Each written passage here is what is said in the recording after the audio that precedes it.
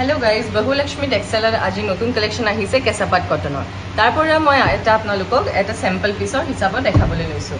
এটো চাব পাৰে আপোনালোকে বহুতে ধুনিয়া হয় কাপোৰৰ কালাৰ কম্বিনেশন আৰু ডিজাইনটো নতুন কালেকশন আহিছে চাব পাৰে আপোনালোকে হোৱাইট কালাৰ ফুটাৰে কাম কৰা আছে আৰু গোল্ডেন কালাৰ গুণাৰে মিনাবাৰ কৰা হৈছে মই ওচৰৰ পৰা আপোনালোকক দেখাই দিছো এটো চাব পাৰে আপোনালোকে ডিজাইন আৰু কালাৰ কম্বিনেশনটো কাপোৰৰ বহুতে ধুনিয়া আৰু মৰম লগা হৈছে এটো চাব পাৰে আৰু এটো হ'ব ইয়াৰ